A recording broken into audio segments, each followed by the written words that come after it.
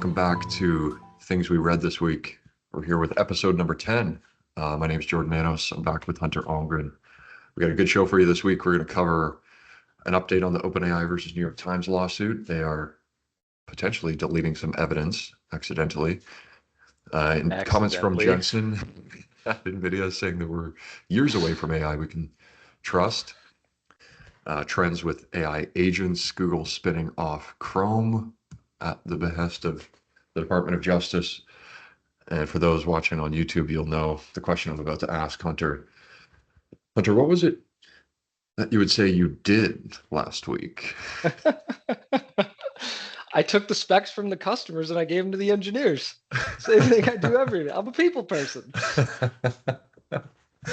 People person, indeed. Lots of people at SC24. It was a good week. Yeah, it was good.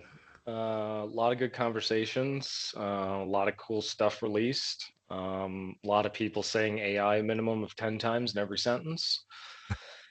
It is interesting to me how supercomputing, started as like a small group of labs people, just sharing information on how they solve super complex problems in the HPC space to, Microsoft bringing a fucking robot coffee maker in and going, check out what AI can do.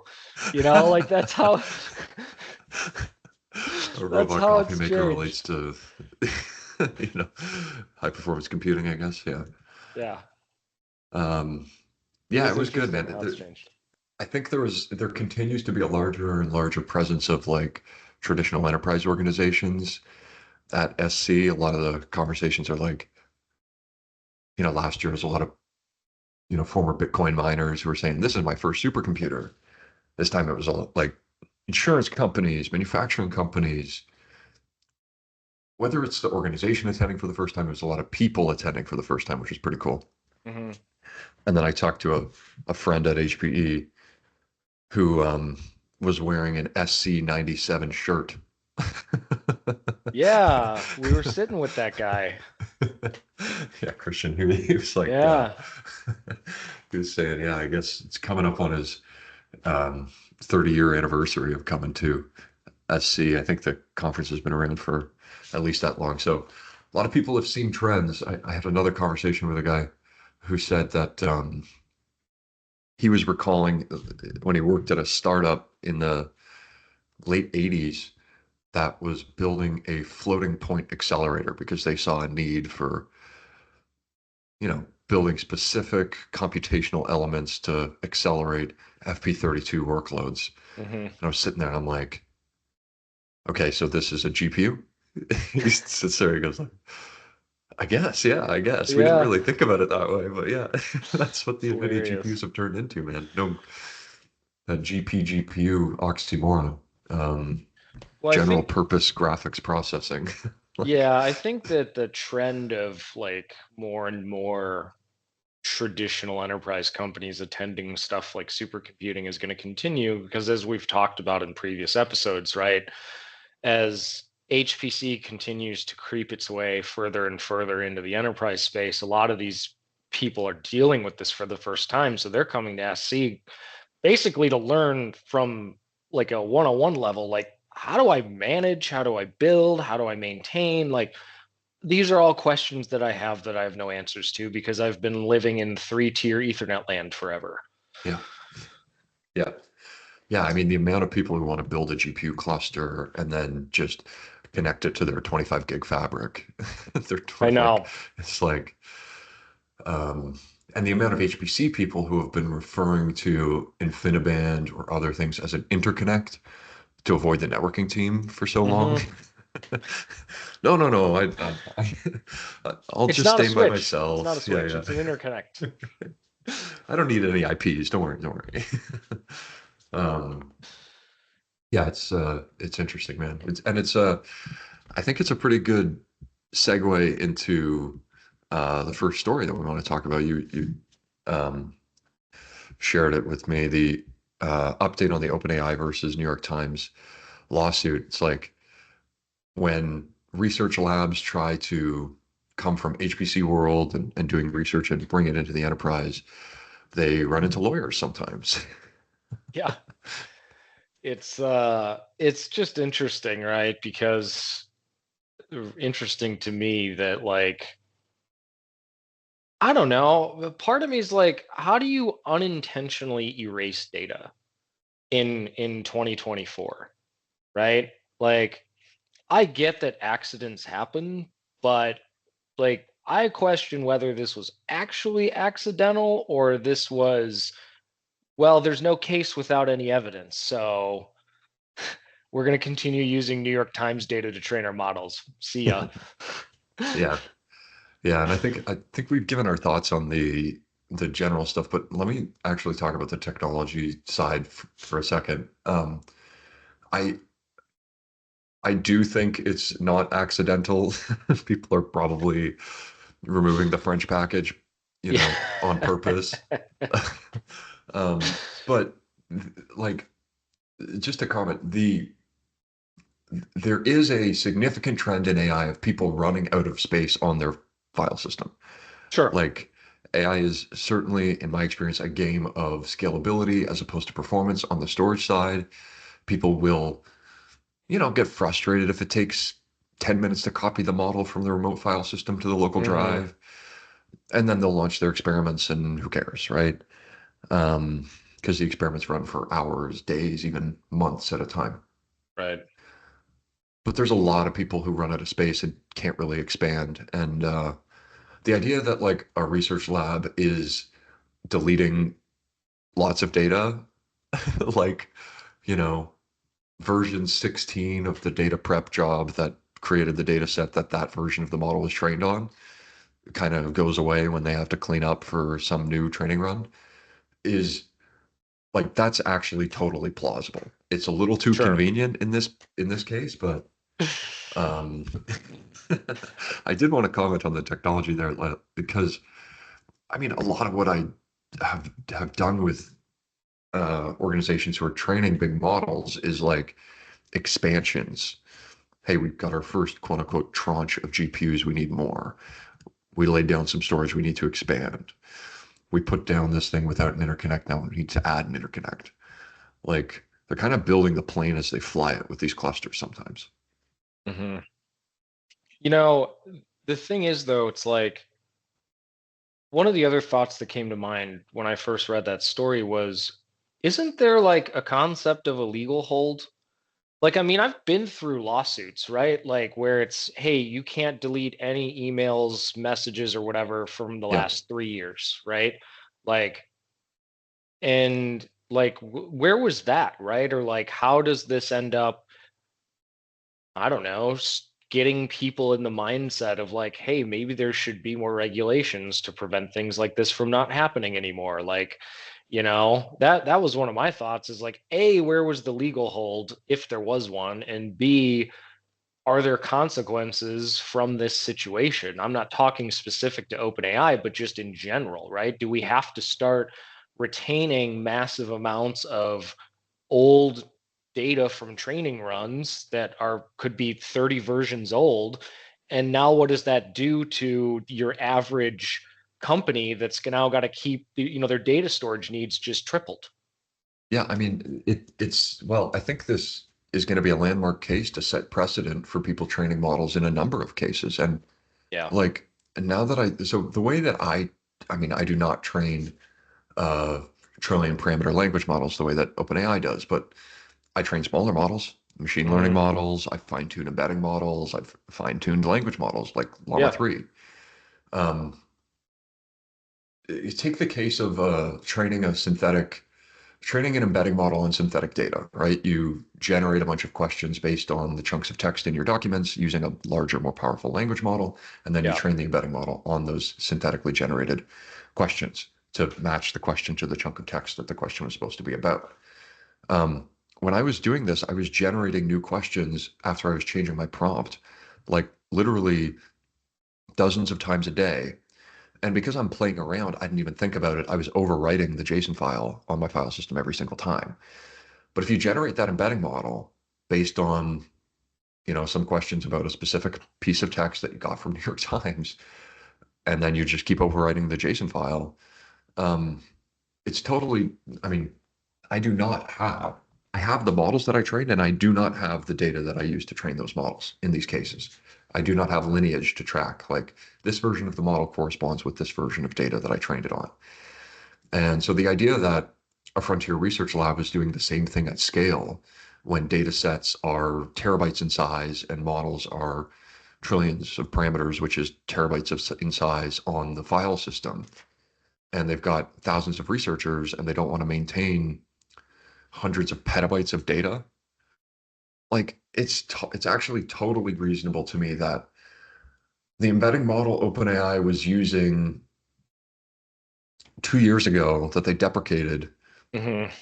is like literally just gone. Some version of Ada is gone, and there was hundreds, if not thousands, of data sets that were used to potentially train versions of Ada while it was being created.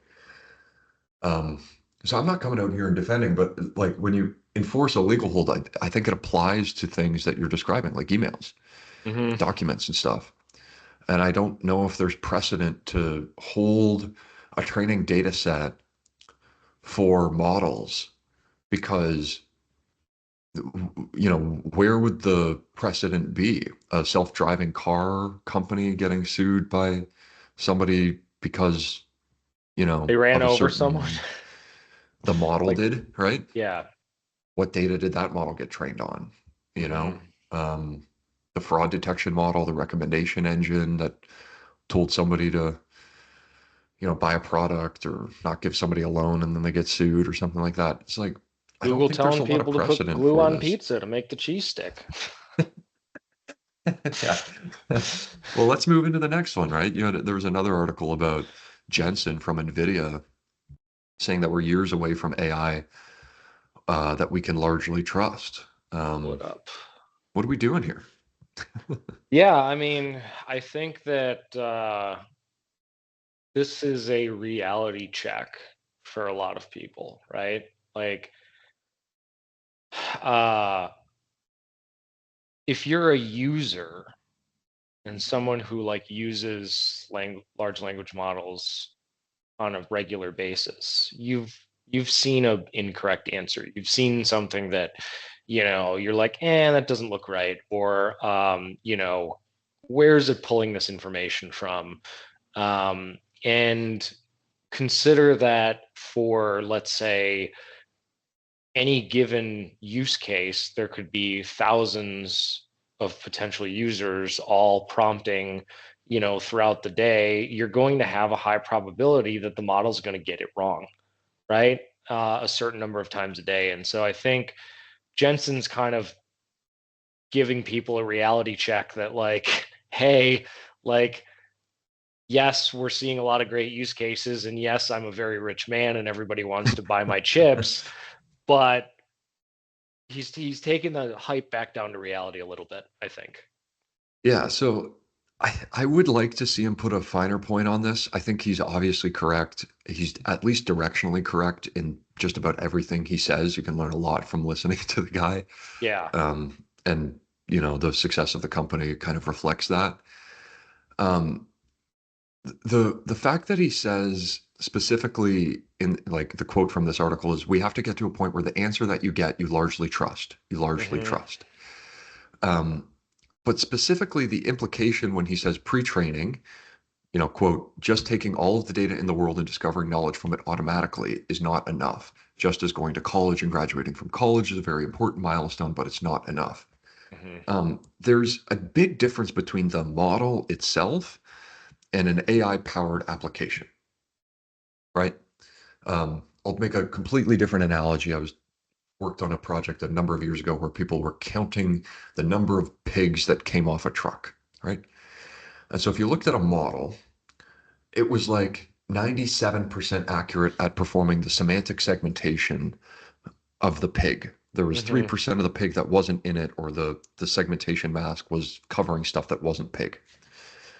But in terms of accuracy of discovering how many pigs come off the truck, it was effectively 100% accurate. Because even if the semantic segmentation is a little bit off, like you're never missing an entire pig with this thing, Yeah. right? And so there's some analogy back to LLMs where when I use Perplexity, if I am trained to double check the source and basically use it as a better, more coherent version of Google search. And as a user, I don't just immediately take what it says and immediately use it. I go and click the links, I read where it got the answer from, and then I get my answer that way. I've never had a Perplexity search that returned something completely useless. Maybe I Hmm. refined the search if it wasn't perfect. Maybe, Google would have done better or whatever. But mostly, Perplexity does better than Google, and therefore it's a better product, and I keep using it. And so, I mean, are we going to get to the point where the model itself just gets every single math question ever asked it correct out of the box? Probably not. But is it still going to be useful? Yeah.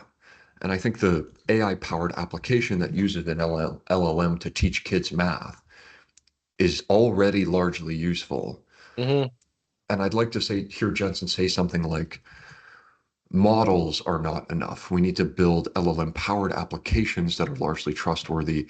And this will be done by more than just pre-training a model, which I think is Yeah. what he's saying, but it's not like explicit that he's calling on the larger world of software engineering and product development to build AI powered applications that are trustworthy and focus on trust instead of just building cool demos that break down in spectacular ways.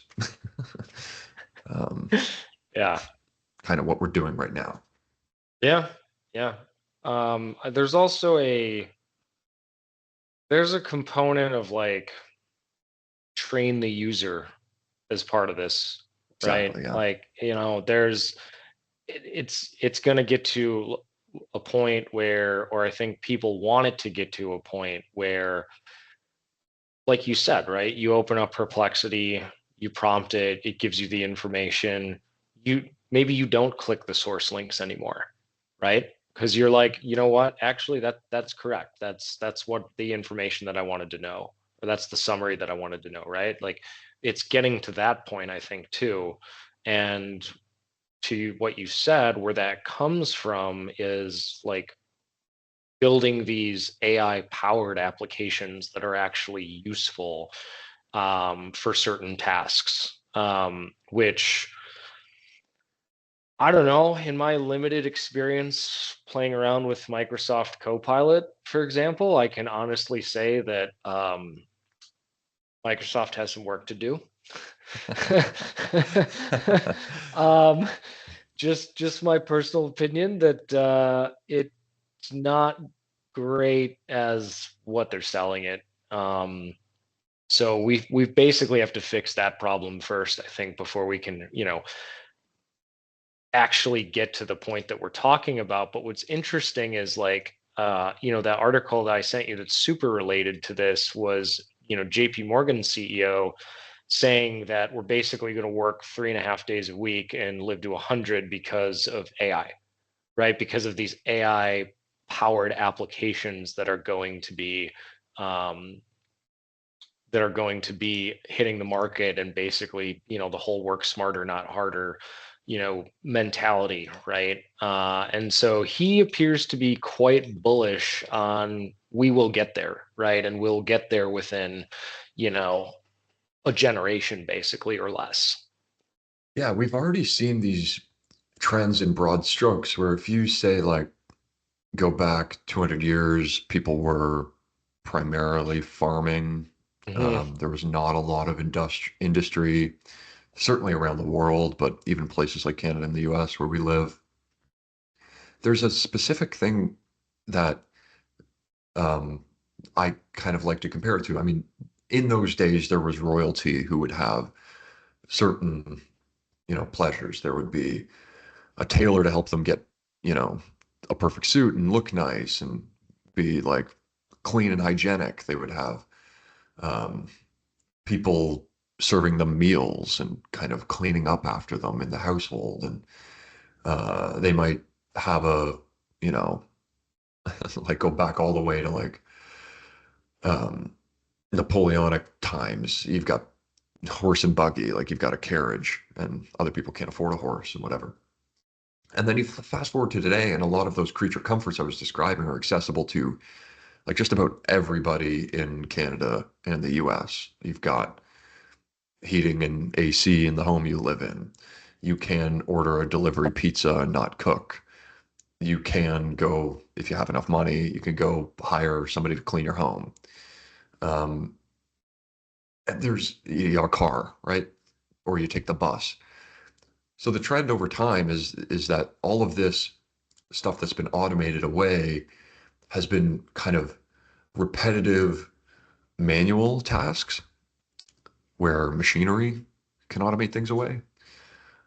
But we're getting to the point where it's now the knowledge work. It's repetitive cognitive tasks that are being automated away. Hmm. Now I don't really, if I'm rich, I could hire an accountant and they do my taxes for me. And now like TurboTax and stuff exists and it kind of is accessible to everybody for a much lower price. Right. And I just think that's going to be what we've seen is that that's going to apply to domains of creativity. Anybody can go and generate art. We can clip up this show and post it on YouTube and without knowing anything about video editing, right? Yeah. Um, I can keep coming up with examples, but there's ways in which language models are automating away creative writing tasks. It's hard to differentiate who's actually got a strong, you know, IQ in the domain of grammar and the written word and things like that. A crazy one with AI recently is the live translation of the voice, right? Yeah. It seems like it's going to enforce more, um, it's going to stop people from learning other languages because, hey, I went to Japan on a ski trip last year and I tried to get around and my buddy, we had to get his boot fixed. And I didn't even try and struggle to learn some Japanese words because I could just talk into the phone and it could translate it perfectly to the people who didn't speak English. And they then translate what they said back to me. And I could imagine myself getting around there for 3 months without ever really putting in an effort Yeah. because, the phone kind of does it for you. So where do translators go and things like that? Hmm. Anyway, I got a lot of thoughts about the future of work and certainly believe it's trending towards this, UBI future that Jamie Dimon imagines. But I also believe that people, generally speaking, people like to find things to do. And Of I've been course. having fun doing more creative things with AI rather than kicking back and relaxing because AI can write some emails and write some code for me. Yeah. You bring up, on the creative writing front, actually, I just saw this morning. Um, I love the headline of it, but half of that Oh, thought leader crap 100%. on LinkedIn is AI scribbled. But it's true. Like, it is amazing to me how much of LinkedIn and Instagram and all these other social media platforms is, as you would call it, AI slop. It's Like total slop, dude. it's like people, but it's crazy. People are making money by just prompting a model to create some stupid video, image, whatever, and then putting it out there along with a sponsorship and getting money from it. Yeah. Wild to me. What else is wild to me is like, and I think I can't remember. I think we have talked about it on our previous episode. Mechanical Turk, right? Yeah. Yeah. Amazon paying people like for complete very minor tasks like labeling images or whatever, right? I It's just and Scale AI, like an entire company Yeah. that does this as their whole business is the same as AWS's Mechanical Turk feature. But Well, it appears Uber uh, is now going to pay people to label images now, right? Like yeah. now the company that you call when you're too drunk to drive home is now getting into AI labeling of images, which I thought is just like wild. But it kind of makes sense when you consider that they have an entire ecosystem of gig workers who are already used to the mindset of I log into an app, I do my task, when I'm done, I just close the app, right? You have people hmm that are already used to that mindset and that's how they work. And so I think it's kind of genius in a way. Yeah. Yeah. I mean, they've already done this.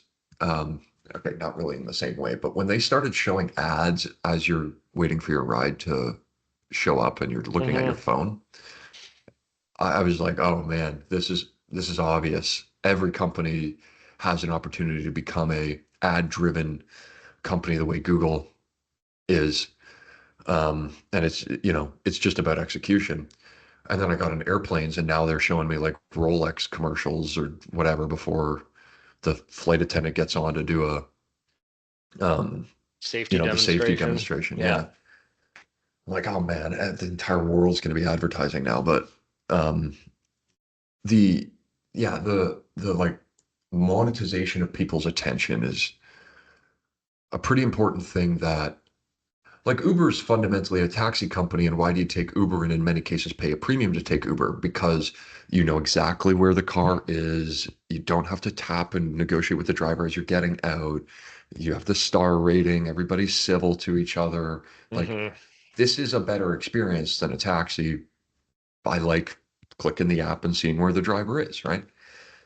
Um, and people who kind of say, oh, like it's just tech guys trying to take out taxis, I think they underestimate how much people in the modern age enjoy the aspect of convenience I was kind of referring to when I was talking about the automation of manual labor away. Like, why are people paying so much extra to order delivery takeout through the Uber app instead of just calling the restaurant? Well, because people like to scroll through and look at seven different restaurants and then have Sure. a discount shown to them and then click this and add that.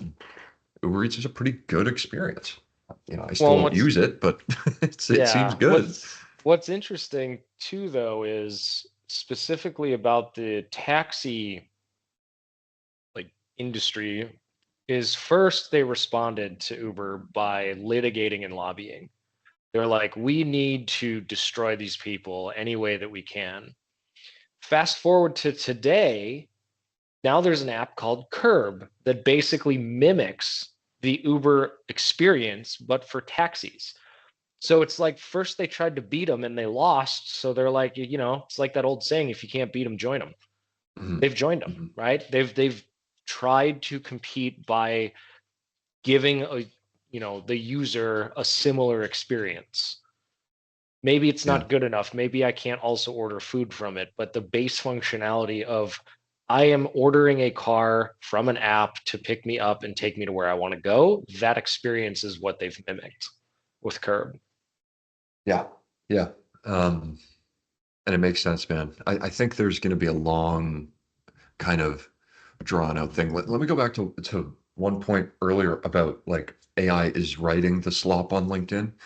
Um, it's not so. I think a lot of people use AI wrong, and it gives me a bad taste in my mouth, and then I either just block them or try to not look at their stuff in the future because I don't want to Mm.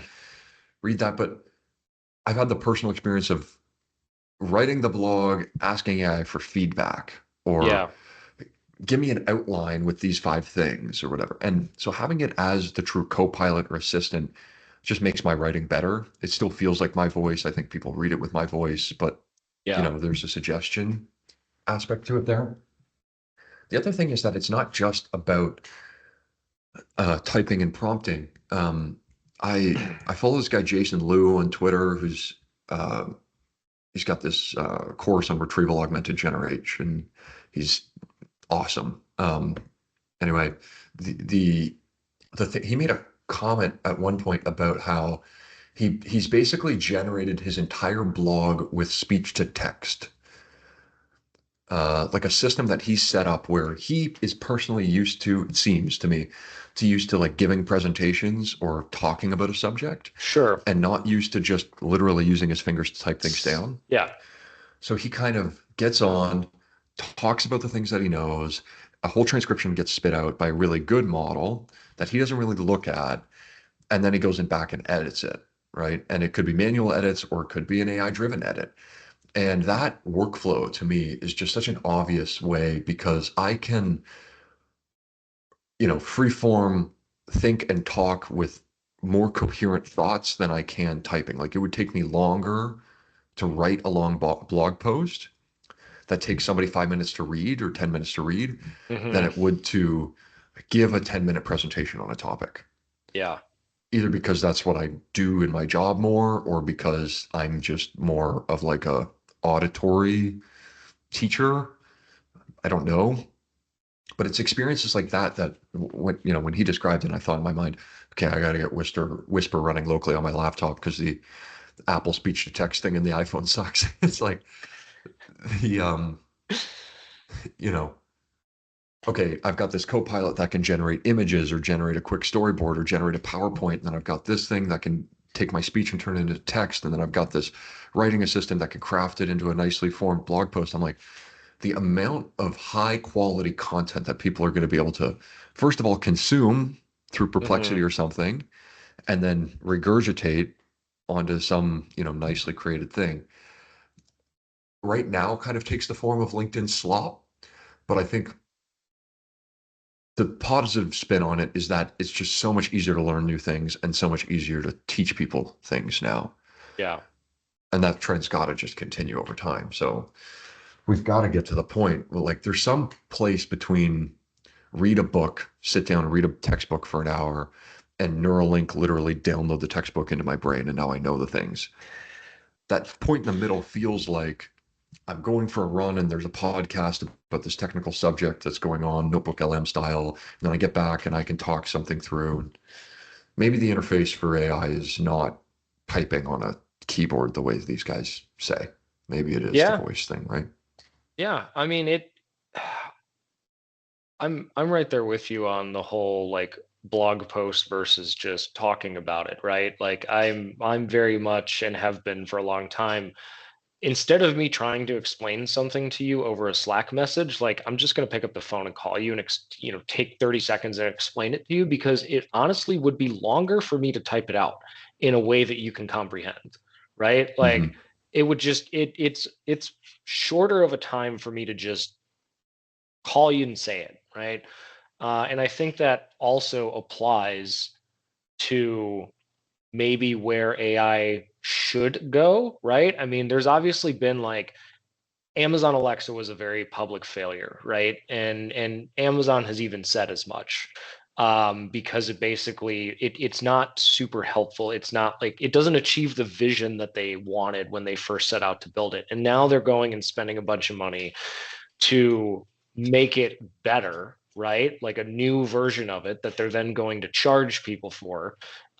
You've got two tiers of Siri now, right? You have the base Siri that everyone gets for free, and then you have the AI Siri that is a monthly fee, right? Like you're going to start to see more of that. And Mm-hmm. that's at the point where I think of voice assistants actually become more useful.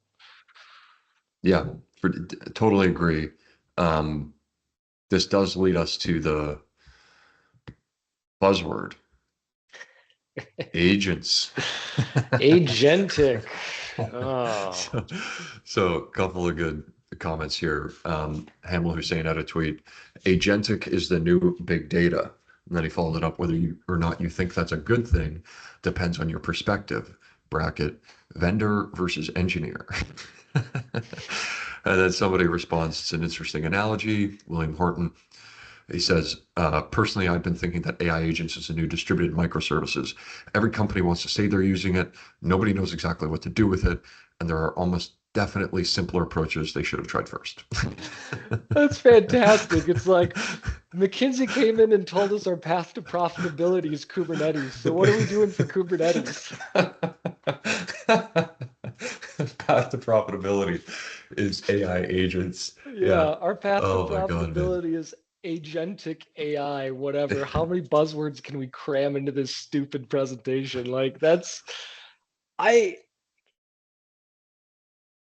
I 100% agree that that seems to be a little bit of like every time we've had and we've talked about this on prior episodes, but like every time we've had a big like buzzword like this, like cloud or big data, or you know go back through the last 10 years, there's like 1,000 of them, right, that people have like coined and everybody now wants to talk about, right? Like there were 100% much simpler ways to solve challenges than like we're gonna go like so. Remember when OpenStack came out and everyone was like, I'm going to go run my whole business on OpenStack. And then they find out that what's distributed on GitHub is basically only 80% complete, and it's up to you to literally code the other 20%. And people go, oh, wait a minute. I got to hire all these full stack developers now who have to know like 15 programming languages that make up OpenStack, and I have to develop this myself. Like, hold on, this is not cost saving. Like, this is a massively complicated thing that I just stepped into. And I feel like that's been a lot of people's experience when cloud was a buzzword, right? And everyone's like, what's your cloud strategy, right? Like, okay, my cloud strategy is I'm going to throw everything into AWS and hope the bill doesn't suck. Like, that basically was the route that everybody took. And now the conversations I have are, how do we move it back? Because we moved it all there and we fired everybody. And so how do we move it back?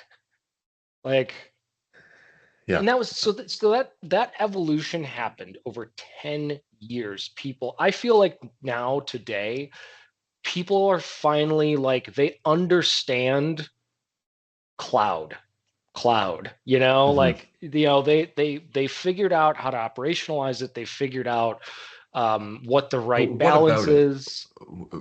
What's like define cloud here? It's a hard question. Let me throw out my definition of cloud. Things Curious. that are sticky, right? Infrastructure as code, like make an API call and then Mhm. have a machine, right? Pay for what you use, and then like limitless scale. Yeah, I don't need to 3 month procurement horizon or whatever. right. Those things are sticky and people want that, right? Is there Mhm. something else, or is that kind of a summary of what you mean by cloud? Because this is another term like agentic that I need every time I talk to somebody about it, I need to clarify what's your personal view of what cloud means? And some people it's like, well, the server is somebody else owns the server and I just rent it. You Right. know? Like, well, Yeah. that's hosted services and that's existed for 40 years. Yeah, Like, I think the summary that you just gave is exactly what I mean when I say cloud. It's the experience. It's the like point, click, receive virtual machine type experience. I think that people like have wanted to figure out, right? And I think that everyone was talking about it. Nobody was really doing it. And the ones that were doing it were not doing it very well, right? mhm. Like, especially in the early days. And it took us like, a decade to basically figure out a set of what I would call best practices, right? Like, learn from everyone's collective mistakes, do this and not that, right? Um, so with every single one of these, another great example, like going, big data, right? When that was a hot buzzword, I can't tell you how many Hadoop grids that I built and designed, and now I'm ripping them all out. Yeah. Like, So, it's yeah. Yeah, I want to get back to that, but I I I think the thing about cloud is that um I become a bit of a gatekeeper in terms of the word, where it's like, and I think it's Hamill's point about whether you're a vendor or an engineer. Mhm. If people want to call something cloud, I would be of the mind that if I can't make an API call or if you don't have a CLI, you're not allowed to call it cloud, right? Mhm. You need to be able to start a new instance of a virtual machine, a database, some networking service programmatically. It can't be clicking, right? Yeah. Um, and then the kind of pay for what you use experience needs to be there. It can't just be like, oh, I'm giving you infrastructure as code, but you have to give me $1 million before you start using it, sort of thing, right? Mhm.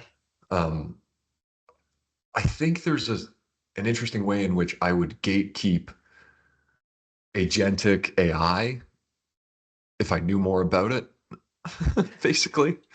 Like to me, an agent is an LLM calling a function or using a tool, right? Like the, the user makes one natural language query, Mhm. and then the model turns around and it can, recursively call itself basically, or make API calls and then use the response. In Yeah. other words, like instead of the model directly calculating the answer to a question, it would take the question from the user, use the tool calculator, get the response, and then craft that, synthesize the response to somebody.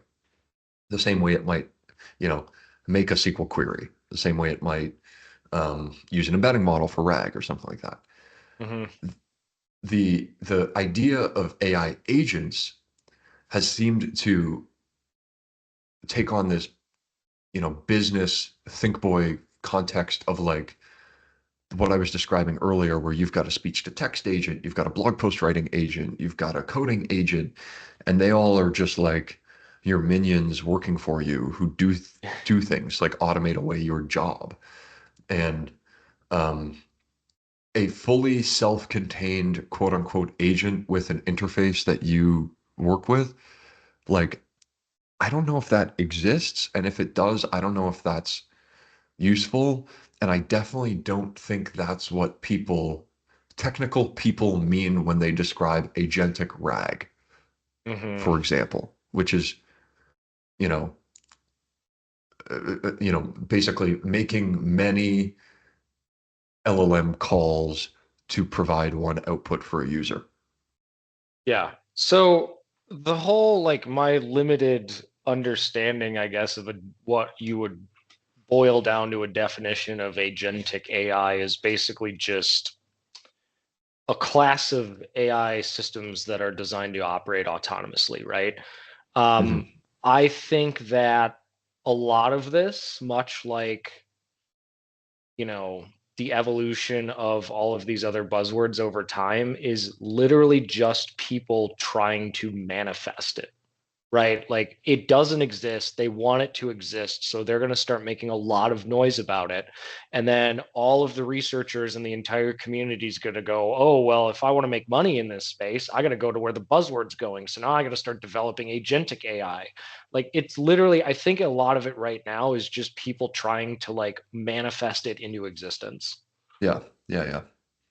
Yeah, it's a lot of, but yeah, making me think of another thing. Uh, there's a quote from um, I forget where the article was or something. Oh, no, it's a book called Boom. Somebody's quoting this book. Today, AI-powered chatbots can book a flight to London while riding the New York City subway. But the subway was built early last century, and the flight will take longer than in the 70s. The infrastructure of the world behind our smartphones is deteriorating, right? Um, and then another guy responds with a comment that, this fallacy explains a lot of AI hype, which I think is kind Hmm. of what you're describing right now. Yep. The barriers to actually doing real world tasks efficiently are rarely computational. They're usually physical, economic, social, political. You can make the computational part 10 times faster, yet making the overall system more efficient only happens by 1%. So, yeah, I think there's um, an interesting way in which this is going to apply to knowledge work. I think a lot of people are like, oh, AI is so great. Why can't it wash my car and do the dishes and take the kid to school? And it's like, Yeah. well, anybody who spent any time with technology is like, it wasn't designed for that problem and it's not good at that problem that you're describing. Um, but the things that it is being used for, if you keep it within that scope, are like fascinating, right? NVIDIA released this model Fugatto. Remember Hmm. this thing that I sent you? The Yeah. world's most flexible sound machine. Literally give it a text prompt and it will change the sound effect, the noise that you're working on. And um, I think I sent this to you and you were like, okay, SFX is dead. Yeah, exactly. I mean, that was the first thing I thought of, right? Because like I've done SFX, right? So like, it's this whole concept of like I go in a big open room and smash a watermelon with a hammer, and then I can morph that using some sort of audio software, EQs, filters, etc., to sound like a human head getting crushed, right? Like that's the output, right? And so like if I'm just able, let's say I'm an independent filmmaker, Uh-huh. I've got a limited budget. If I'm able to basically do my entire sound effects for the whole movie by just prompting a model, like that's crazy. And also Yeah. like kind of a big deal.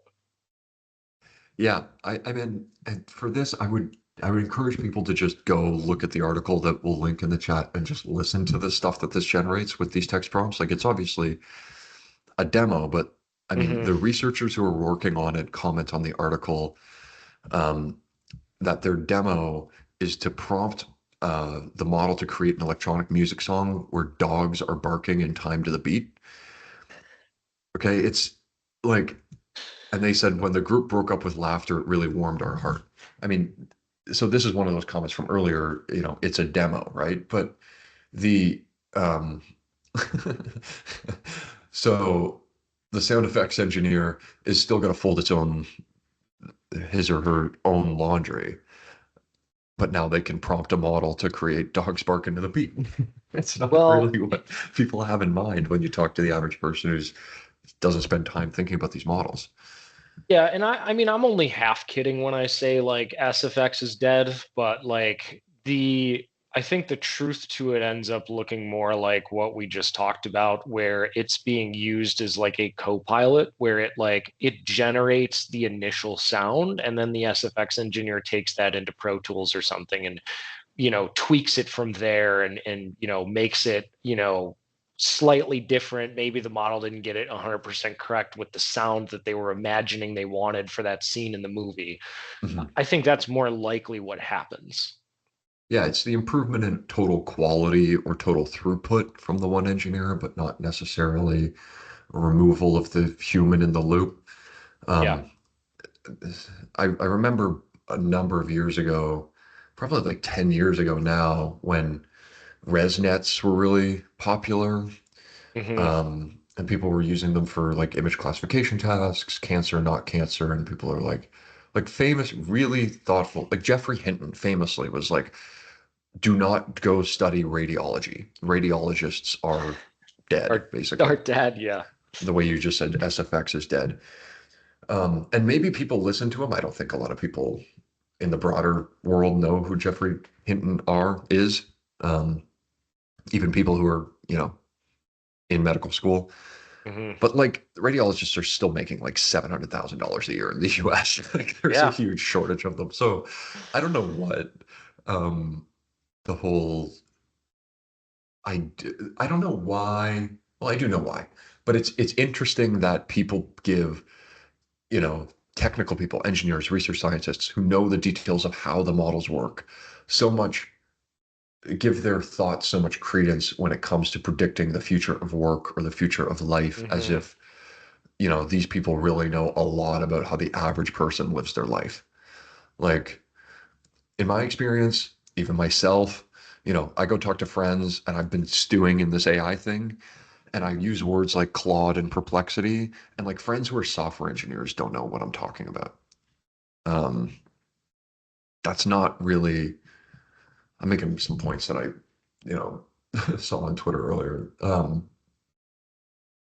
Again, but like, there's no way my parents, my family, like knows the details of how this AI stuff works. Hmm. So if I'm going to come and be like, radiologists are dead, don't study radiology, they're just going to outsource their decision making to me as the, person who knows something about how the AI works. And maybe I'm Yeah. outsourcing it to Dr. Hinton. Um, but it's still, everybody has a very narrow perspective. And, the technology being good at a demo is totally different than it being widely adopted at scale, Yeah. making people more productive, things like that. Yeah, my sister-in-law is a X-ray tech, right? And you know, she's still employed. She's still taking pictures, taking scans, putting them up for charts. Like nothing's changed. And in fact, I remember specifically hearing about probably around that time period, there was like a big push for like, oh, image detection can detect tumor growth with, this much accuracy, and that's more accurate than a radiologist can do it, and blah blah blah. And as far as I know, I'm not seeing like Texas Children's Hospital and the Mayo Clinic and these like super prominent research hospital organizations that are on the bleeding edge of technology adopting it. Yeah, no, I'm not seeing it. let me put this in perspective for Canadians. I've seen this before. I just went and found this document. The whole document is the Canadian Medical Imaging Inventory Service Report. the Mhm. age of imaging equipment in Canada. And on page 2, there's a table, the average age of imaging units by modality in 2019 to 2020. The average age of a CT machine is 8.1 years old. The oldest ones in service are 23 years old. There are MRI machines that are 20 years old. 8.6 is the average age for MRIs in Canada. SPECT machines, 13.2 average, 33 years maximum. I'm not Mhm. saying Canada in general is on the bleeding edge, right? Certainly not compared to the references you made in the US. But okay, we got to update the way somebody does MRIs. Well, on average, it's going to be what, 4 years, 5 years till this 8.6-year-old machine gets replaced, or the 4-year-old machine gets replaced, right? Potentially longer, because I mean, when you consider the fact that these things cost as much as a house, um, they don't get replaced very often. And honestly, it's only when they break do they get replaced in most cases, Yeah. because the hospital's not going, or unless, like, I don't know, Siemens comes out with something that's so compelling and so like obvious that everyone should do it, then okay, fine, everyone goes and gets this new MRI machine that's got all these fancy new features, right? But by and large, what that PDF goes to show you is that, like, even if there's something like an AI model that's great and potentially more accurate than a radiologist at doing certain tasks, it's going to be 8, 10, 20 years before we see that in mainstream adoption. And by then, who knows how far things will have changed. Yeah. Yeah. I mean, and you've got to train so many people whose profession in many cases is related to like saving lives and the Mm-hmm. emergency of now. I know some, nurses in my personal life, and they're quite risk averse, Mm-hmm. and I think for good reason. So Yeah. maybe going back to what Jensen said about trustworthy AI earlier as well. All right, where we go from here? You got anything more you want to talk about, or you want to start moving to wrap up? I did want to start, or I actually did want to bring one more thing up that I think is amazing. In my opinion, a fantastic use of AI.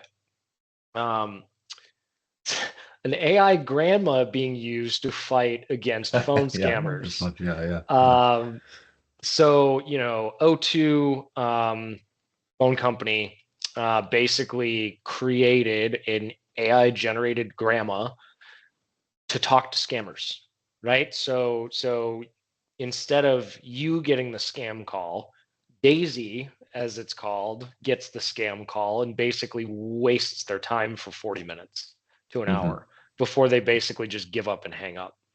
Um, that is amazing, right? Like, I gotta hand it to them. Like, that is a really cool use. I mean, dude, I get probably 5 to 7 scam calls and texts a day.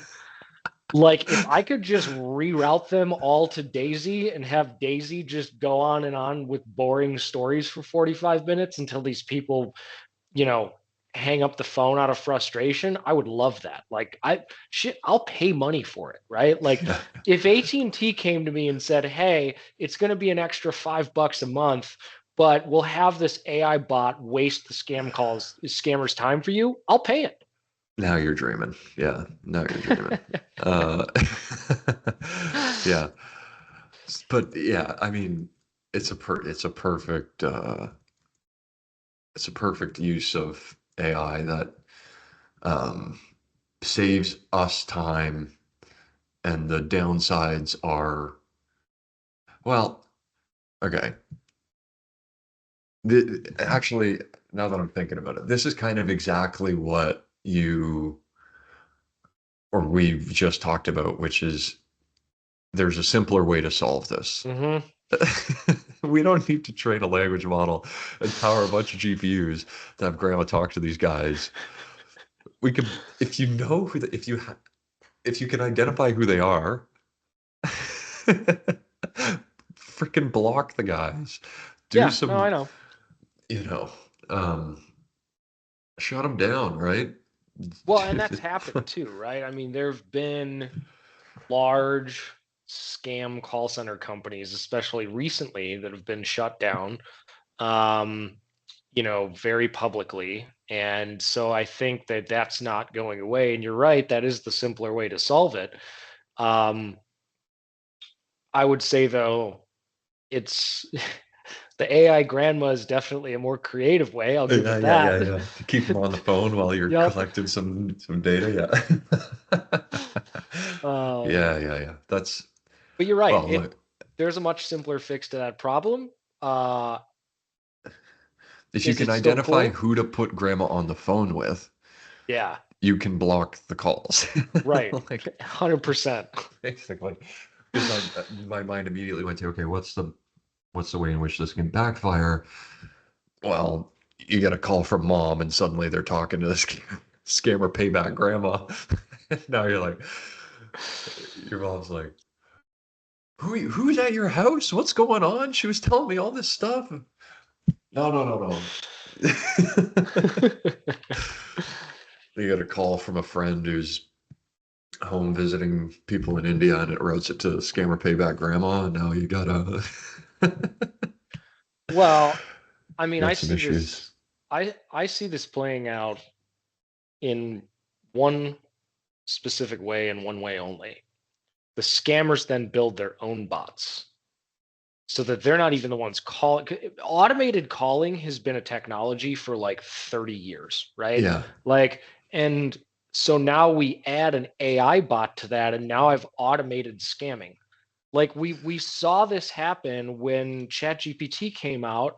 How did they respond? They built Fraud GPT, right? yeah. They literally have their own, chatbot for committing fraud. It's like this is how it ends, right? So now what do we get to, right? We get to AI grandmas wasting the time of an AI scammer. Like is that It, is that what we get it, to? an agentic scammer. Yeah, yeah. Sorry, agentic. Forgot. That's the hot new word. Yeah, no, and they have there's this guy making an AI bot do sales calls for him. Hmm. Who's posting about that this week, which I think is honestly super interesting. And he clarified that when he starts a call, he has the bot notify the person on the phone that they are AI. Hmm. And I was thinking about this earlier. I am so surprised by how interested and accommodating people are uh, when they're working with AI. Like, imagine getting a sales call from somebody that's like, "Hi, this is AI, and I'm going to talk to you about this product." Like, I would listen. I'd hear it out. I'd ask some questions. I'd see what it says, right? I would try to like do prompt injection on it or something to see if it can Yeah, like divulge some information that I'm not supposed to hear. I'd want to. Yeah, yeah. But yeah, hey, good job. Nice job this week. Got to Yeah, wrap up here, no, but this is good. talk to you soon. Yep, sounds good. See you on the next one.